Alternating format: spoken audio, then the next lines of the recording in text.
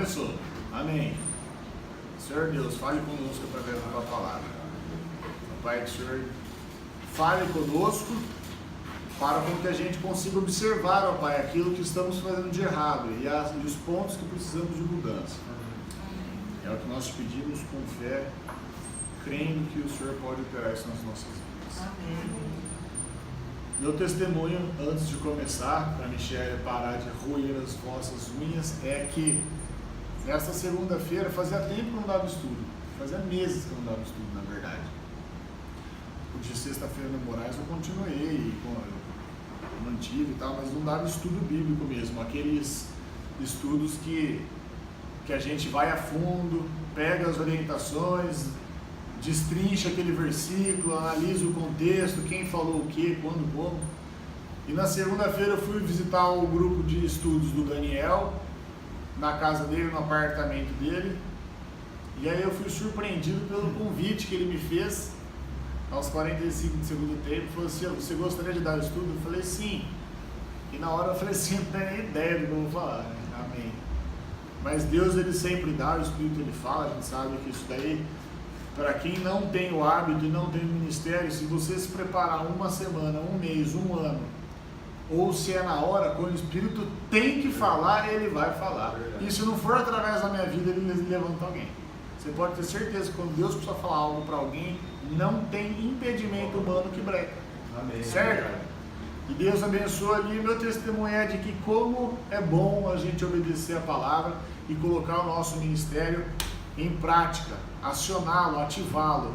Minha semana foi diferente, eu pude ver ali alguns ataques do inimigo, mas por outro lado também eu estive mais forte espiritualmente com este hábito de dar os estudos. E que o estudo, que o grupo que na prática é para dar o estudo, que ele volte logo. Amém. Que Deus abençoe os Amém. vossos e as vossas líderes que estão presentes nessa sala. Amém. E na segunda-feira eu falei sobre algo muito importante. Quem era uma pessoa importante na Bíblia? Jesus. Olha que beleza, né? Pessoal, se fosse há uns 2 anos atrás, eu ia fazer essa pergunta aqui, o pessoal fica olhando. Já sabemos que Jesus, ele é a pessoa mais importante da Bíblia? Prestem atenção na pergunta, ele é a pessoa mais importante da Bíblia? Sim. Sim. Se eu perguntasse quem é o mais importante, nós falaríamos que não poderíamos falar só de Jesus. Eu teria que falar que é o Deus Pai, Jesus e o Espírito Santo, mas eu estou falando de uma pessoa. E Jesus foi uma pessoa, está lá em Filipenses no capítulo 2, falando que ele é homem, foi homem, se desvestiu do fato de ser Deus e veio aqui, aprendeu o que é ser humano, não cometer nenhum erro e deixar exemplo para nós. E nós, por esses exemplos, aplicamos, ou na prática tentamos aplicar, o que não está certo é só tentar, tem que insistir, para nós vivermos do modo semelhante como ele viveu, agradando o coração do Pai. Esse é o nosso breve objetivo, breve eu digo na minha definição, o nosso objetivo aqui, que é nos espelharmos naquilo que Jesus deixou para nós. E enquanto ele falou, eu comentei isso no grupo de segunda-feira, Jesus, se você pegar, tem bíblias que falam ali, que demarcam aquilo que Jesus falava, em vermelho, propriamente dito, nessas bíblias, e se você for parar para pegar o conteúdo daquilo que ele falava, era pouco, em detrimento daquilo que foi escrito pelos autores dos livros bíblicos. E ele era muito de fazer e pouco de falar. A gente sabe disso. E mesmo quando ele falava, ele não tinha um diálogo não era tão extenso. Salvo, mas e a mulher lá do João 4? Que é da mulher, da samaritana no poço. Lá foi um grande diálogo. Se você for parar para analisar, os diálogos de Jesus, aquele é extenso. A gente fala muito mais do que Jesus falou no ministério dele. Por isso que a gente erra, talvez. É tanto que a gente fala. Também. João 11, quando ele fala da ressurreição de Lázaro, ele fala bastante. Quando ele fala da videira, ele também fala. Mas tem algo que ele fala, que ele traz o conteúdo prático daquilo que é para nós fazermos, daquilo que é para nós deixarmos de fazer. Repetindo, ele para uma hora para falar tudo aquilo que a gente deve fazer, aquilo que nós não devemos fazer. Ele começa e ele vai até o final desse, eu falei no grupo de segunda e vou transportar para cá. Jesus, ele falava pouco, mas ele falou assim, tá bom, eu vou parar para falar agora tudo que vocês querem ouvir, tudo que vocês acham tudo que vocês acham que eu devo falar, eu vou falar tudo uma vez só. Então vocês tratam de escrever aí. Pega o caderninho, pega as tábuas aí, se vira que eu vou falar agora, também falo uma vez só. Isso que ele falou, essa desembestada que ele deu de falar, tá lá em Mateus 5, 6, 7. Acabou. Ah, então eu vou rasgar a Bíblia inteira, Stefano. Ó, o pastor Stefano lá do Moraes mandou rasgar aqui, vou imprimir na recepção, Mateus 5, 6, 7, eu vou rasgar minha Bíblia. Não faça isso. Mas se você quiser imprimir Mateus 5, 6, 7 e estudar bastante, decorar tudo aquilo ali, eu tenho certeza que tudo que você lê que não é Mateus 5, 6, 7, você vai ver que encaixa. Você vai falar assim, eu já estou fazendo isso.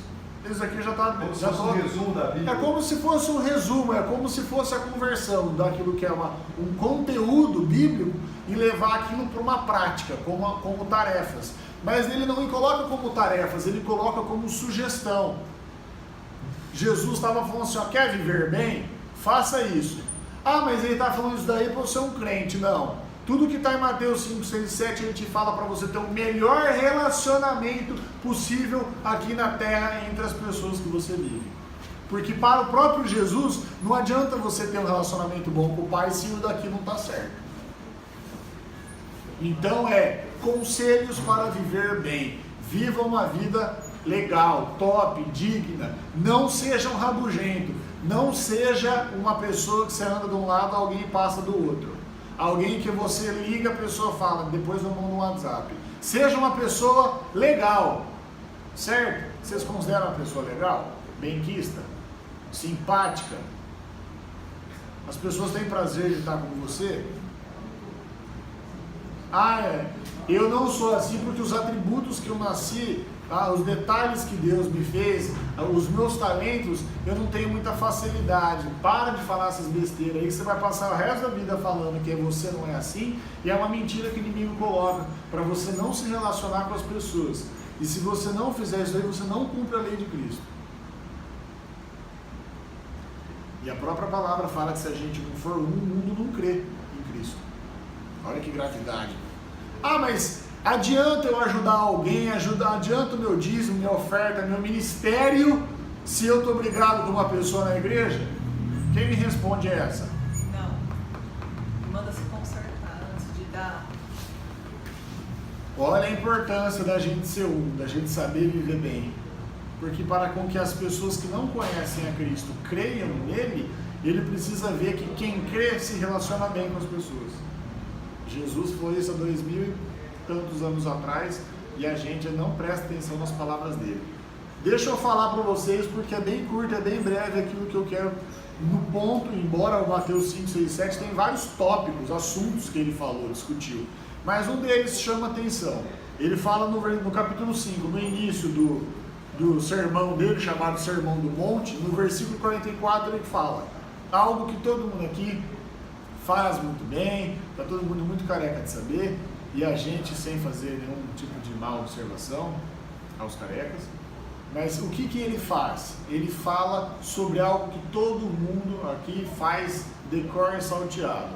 Leiam aqui, vocês vão ver que vocês já estão fazendo, porém a gente precisa passar por esse assunto de novo só para deixar fixo, só para deixar firme o assunto. Eu, porém, vos digo, amai os vossos inimigos, bendizei os que vos maldizem, fazei bem aos que vos odeiam e orai pelos que maltratam e pelos que vos perseguem. Tá vendo? Como a gente tira de letra? Eu falo, às vezes eu comento com a minha mãe, e esses vídeos que vão para o YouTube aqui, se quem estiver vendo aqui pode ficar revoltado comigo. Não adianta eu ficar discutindo qual é a metragem quadrada da Nova Jerusalém, querer saber qual era a função exata do pastoreio de Davi, querer ficar falando quais são as portas, os eu sou, os templos, as idas e vindas, quantas jardas tinha o palácio. São discussões que são importantes para você. Olha que coisa mais importante que Jesus está falando aqui, que a gente... É um assunto que a gente fala assim, é simples isso que está aqui no versículo. Não dá nem para explicar, é fácil, basta a pessoa abrir a Bíblia, não precisa nem a gente fazer um estudo aqui para tocar nesse assunto. E como o inimigo nos cega, porque ele nos dá a vontade de fazer estudo com coisas complexas, Nossa, eu não imaginava que isso queria dizer, que isso daqui na palavra queria dizer isso, que isso daqui tinha contato com aquilo. Para de besteira. A Bíblia, se você complicar, você está fazendo cagada. A Bíblia é para simplificar. E o português que eu falo claro é claro mesmo. Porque a palavra de Deus fala que discussões religiosas, Paulo fala que é. E quem conhece a Bíblia aí pode me ajudar. A discussão religiosa é inútil. Se você se juntar com alguém para ficar debatendo quem está certo e quem está errado para falar de Bíblia, não tem nada produtivo disso. Se os dois tivessem se juntados e juntos e falar de Cristo para quem não conhece, aí tem produção. Certo? Por isso que não vá para a Bíblia querer ser um cientista. Vá para a Bíblia e fala assim, como eu posso aplicar na minha vida? É simples, a gente complica. Não é isso aí? Eu falo porque quando a gente lê Mateus 5, a gente fala assim, amai os vossos inimigos, bendizei os que vos maldizem, fazei o bem aos que vos odeiam e orai pelos que vos perseguem. Eu não preciso nem explicar isso. Eu passei agora os últimos 15 minutos introduzindo todo um contexto só para falar do versículo que eu não vou precisar explicar. A gente só vai memorizar, porque não tem que explicar. É ou aplica ou não aplica, entende a diferença? Vamos lá no primeiro, junto, para ninguém ficar aqui fora na caixa do nada. Amai os vossos inimigos. Quem tem inimigo aqui? Obrigado, Gaio, porque eu não sou o único. Graças a Deus pela sua vida. Ninguém tem inimigo. Naldo, Moraes, todo mundo, tudo maravilhoso. Eu não tenho mais. Ele não é bom, legal. Nós temos inimigo. Sabe qual que é o nosso principal inimigo? O primeiro inimigo nosso, vocês vão escrever isso na Bíblia de vocês, mas como ninguém trouxe Bíblia, vocês vão guardar. O primeiro inimigo nosso é o nosso eu, o nosso ego, o nosso orgulho. Eu sou o cara. Esse é o seu maior inimigo, porque esse cara aí dentro, essa cara aí dentro, te impede de deixar o Espírito Santo agir na tua vida. Então, para quem começa falando que não tem nenhum outro inimigo, eu já te quebro aí a resposta falando, você tem, cara. E o teu eu, esse cara aí dentro de você, ele é teu maior. Os lá de fora é fácil, porque você simplesmente pode virar as costas e nem se relacionar com ele. Pode fingir que ele não existe, mas com você tem o trabalho da vida toda de deixar o Espírito Santo passar à frente do teu eu. Então você tem inimigo sim. É um aprendizado novo que a gente teve aqui. Certo? Amai os vossos inimigos. Eu perguntei quem tem inimigo. Todo mundo levantou a mão. Não sei, também eu não quero julgar ninguém aqui. Agora, todo mundo, o que eu falei para vocês? Quem quer chegar aqui? Jesus. Existem duas certezas na vida. A primeira dela é a morte e a segunda delas é Jesus. o ingresso do Jesus no nosso meio. Doutor Jesus, tem a bondade, é uma descrição profunda. Né? Ele veio, voltou. Sabe o que é? Ele veio aqui pegar a bênção. Fala a verdade, Luciano. Não mente. Eu perguntei para vocês quem tem inimigos. Agora eu vou perguntar para vocês quem ama os inimigos. Eu me... Stefano, explica esse negócio de amar inimigo para não dar confusão, para não dar tilt. Vamos falar aqui, amar inimigo é conviver com inimigo? Não, porque às vezes você já não tem afinidade mesmo. Amar inimigo significa eu vou ficar amolando ele agora, ficar dando uma de, eu vou ficar me humilhando toda vez no pé dele, ficar dando uma de bobo na frente dele? Não. Amar o inimigo é, na primeira oportunidade de eu poder fazer por ele algo que eu gostaria que fizesse por mim, de eu me doar para ele, de eu ajudá-lo ou ajudá-la, eu não vou medir esforço, desse jeito eu estou amando o meu inimigo. Jesus não manda você se relacionar com quem você não bate o santo. E posso falar, esse negócio de não bater santo é uma lei do engano. Se você para conversar com a pessoa e passar a conviver com ela, você vai perceber que todo aquele cenário que existia é o inimigo que coloca para dar afastamento, gerar divisão, facção, para gerar preconceito sobre alguém. Dá exemplo, Stefano. Opa, Jesus bateu o maior papo no ministério dele com o fariseu. Bateu papo com o fariseu, foi jantar, foi bater um PF na casa de Zaqueu. Os religiosos da época falavam, o quê? Jesus está com Zaqueu na casa dele? Bandido. 171 Zaqueu era. Ele não era coletor de impostos, ele era cobrador de impostos. Eles não faziam a coleta com base naquilo que era combinado, com o que era o certo. Zaqueu, ele dava o jeitinho dele para cobrar mais impostos, para arrecadar. Ele era um cara malquisto. E Jesus conversou com ele. Você imagina se Jesus falasse assim, os discípulos falaram que o Zaqueu não é um cara bom. Eu vou sujar a minha... Olha isso, hein? Vou bater na ferida aqui de muita gente aqui. Eu vou sujar minha reputação falando com essa pessoa. Pelo amor de Deus, se sua reputação te levar para o céu, você me explica como é que faz, que eu quero saber. Certo? Se Jesus, que era Jesus, não se importou, por que a gente precisa se importar? Primeiro já foi, todo mundo craque de saber 100% nesse item, hein? A mão do inimigo, acho que não tem ninguém com esse problema aqui. Aí ele fala outra, bendizem os que vos maldizem. Esse daqui acho que não tem menores problemas também. Alguém derreteu você, vamos falar um português mais dócil, alguém acabou com você para uma outra pessoa, se a pessoa te contou, você vira e fala assim, pois mande falar para esta pessoa que ela é uma serva de Deus abençoada e que muito Deus tem para fazer na vida dela. Quem faz isso, tem esse hábito? A gente pega aquela pessoa e a gente fala assim, você não sabe. Quando a gente ainda não está no nosso começo da nossa vida com Deus e vai lá e ainda tirar satisfação. Vamos supor que nós somos pessoas elevadas, crescidas na nossa maturidade e não tira satisfação. E também não guarda ódio, não guarda rancor. Mas na primeira oportunidade que você tiver para falar daquela pessoa, você vai falar, tudo que vem, volta. Só estou usando o Instituto Bíblico da Lei de Semeadura. Plantaram na minha vida, eu estou fazendo colher. Aí Paulo fala que a colheita vem de quem? Quando ele fala, Apolo regou, eu plantei, Apolo regou e o crescimento, quem que dá a colheita? Deus. Então você não vai lá e não fala que você está fazendo nada bíblico, não. Nós temos que bem, olha o que Jesus está falando, fale bem de quem fale mal de você. Olha que exercício maravilhoso. Não precisa ficar descobrindo qual é o tamanho do pé direito do céu celestial. Não é mais importante isso, você falar bem de quem mete bronca no seu nome, quem fala de você sem te conhecer, ou mesmo te conhecendo falando errado? Jesus está falando assim, olha coisa simples, fale bem dessa pessoa. Eu imagino que quem estava escrevendo isso falou assim, vai Jesus, alivia agora, vamos começar a escrever coisa fácil. Ele está falando aqui coisa pra gente, a gente passa a batida e fala, nossa, Jesus é muito simples, eu gosto de complicar. Vamos complicar então, continuar com as coisas que Jesus estava falando. Porque falar bem de quem fala mal da gente aqui não é novidade para ninguém, está todo mundo 100%. Fazei bem aos que vos odeiam.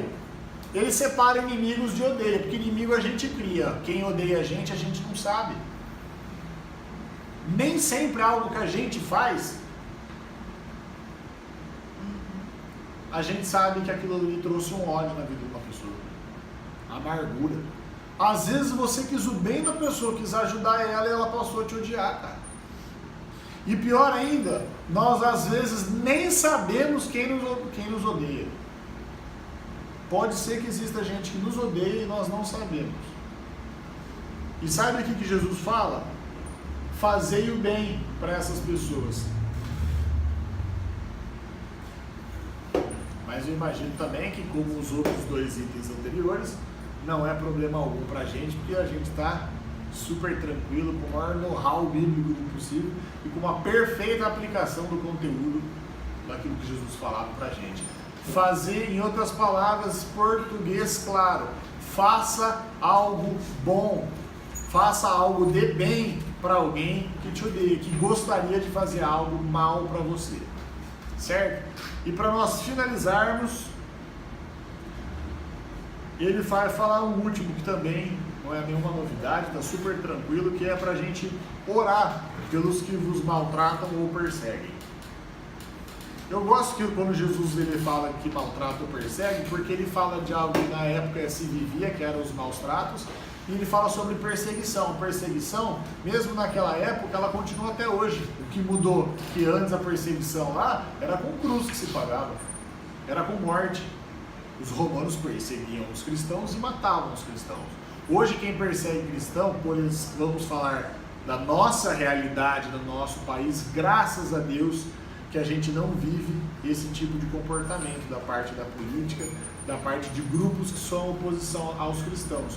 Mas aquilo que a gente vive hoje é gente cética, que fala mal, que não quer receber a palavra, que debocha.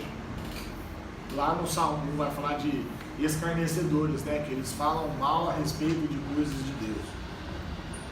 Essas pessoas, Deus sabe como tratar e sabe o tempo certo de falar, e todo mundo no tempo certo tem um encontro com Deus.